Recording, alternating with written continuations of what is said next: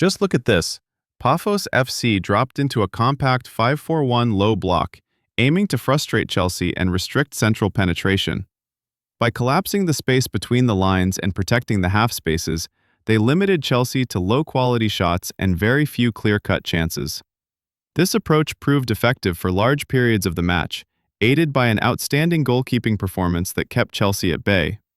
However, the deadlock was eventually broken by Moises Caicedo, whose intervention decided the contest and handed Rosenior his first Champions League victory as Chelsea head coach. From a structural perspective, Rosenior set Chelsea up in a 4-2-3-1, prioritizing width in the first and second phases while encouraging vertical runs through the central channels to destabilize Pafos's deep block. In contrast, Albert Saladas lined up Pafos FC in a 3-4-3, which quickly morphed into a 5-4-1 out of possession, with the wingbacks dropping deep to form a compact defensive line. During the build-up phase, Pafos FC consistently attempted to progress play from the back, using a positional back three consisting of Kostas Pilias, left, Ivan Šunjić, central, and Derek Lucassen, right.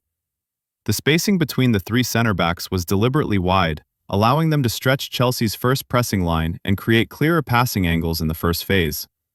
As possession was secured, the wingbacks Bruno Felipe and Ken Sema executed a coordinated movement by dropping deeper while maintaining maximum width, which temporarily reshaped Pafos's structure from a 3-4-3 into a 5-2-3 or 5-4-1, depending on the positioning of the midfield line. This adjustment was systematic rather than reactive. The wingbacks' deeper positioning served two primary tactical functions. First, they acted as pressure outlets. Due to their wide and deep positioning, they were often outside Chelsea's central pressing traps. When Chelsea's first line jumped to engage the center-backs, Pafos could bypass this pressure with direct diagonal passes into the wingbacks. Because these passes traveled away from the central congestion, they reduced the risk of turnovers in dangerous zones. Second, the wingbacks' positioning was used to manipulate Chelsea's defensive references. When Chelsea's fullbacks stepped out aggressively to press the wingbacks, this movement temporarily disconnected Chelsea's backline from their midfield. As a result, vertical passing lanes opened into central midfield, allowing Pafos to access Dragomir or Pepe between the lines when timing and body orientation allowed.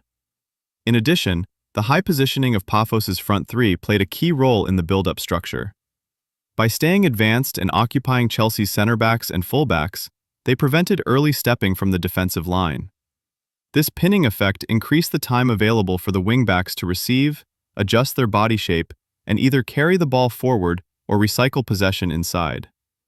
Chelsea responded by pressing in a man-oriented mid-to-high press, with a clear intention to force play toward the touchline.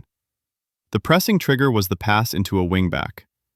Once the ball traveled wide, Chelsea's nearest fullback immediately left the defensive line to apply direct pressure, while the remaining defenders shifted across to maintain horizontal compactness.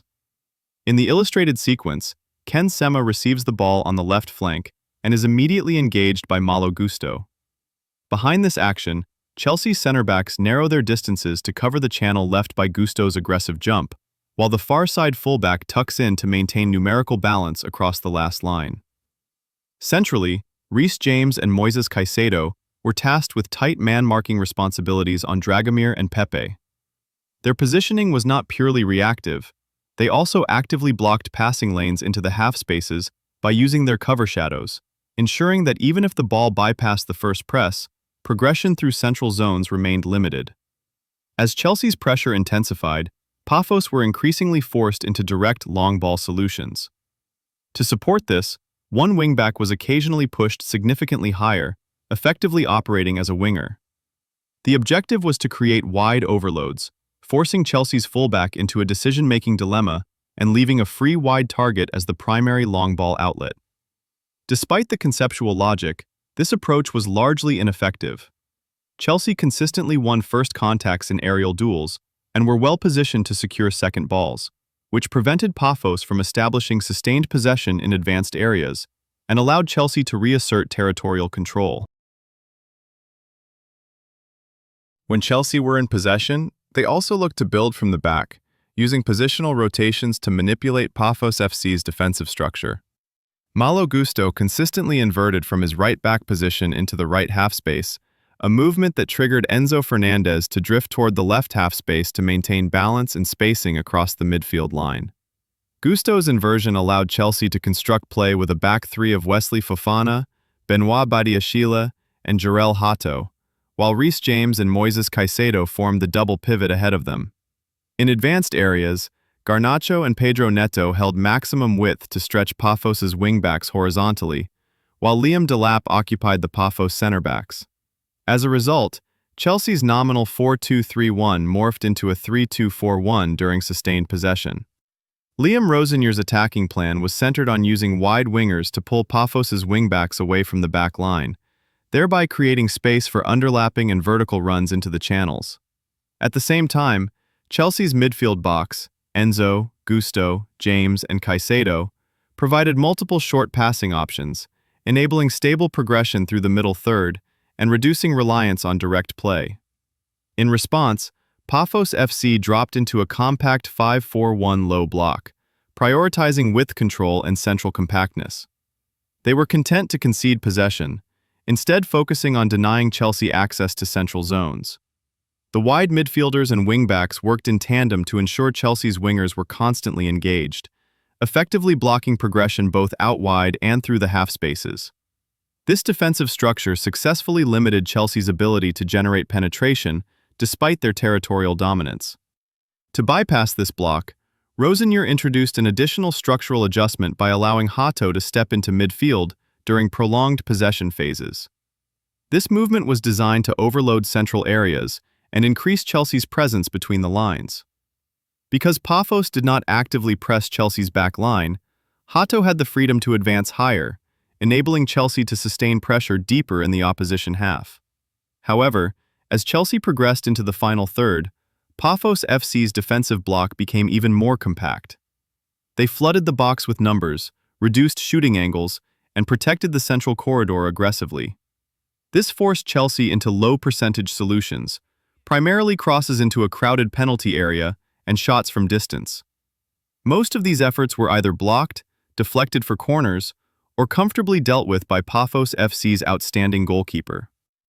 Overall, the match highlighted Chelsea's ongoing difficulty in breaking down deep, compact defensive blocks. Although the deadlock was eventually broken from a set piece, the performance underlined that Chelsea still have significant work to do under Liam Rosenior in terms of creating clear, high-quality chances against low blocks.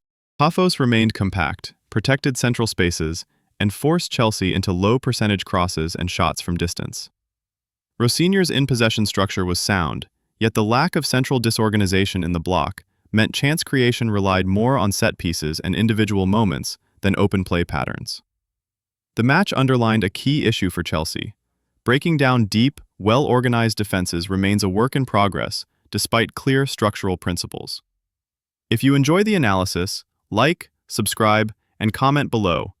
Do Chelsea need more movement between the lines, or faster circulation to beat low blocks?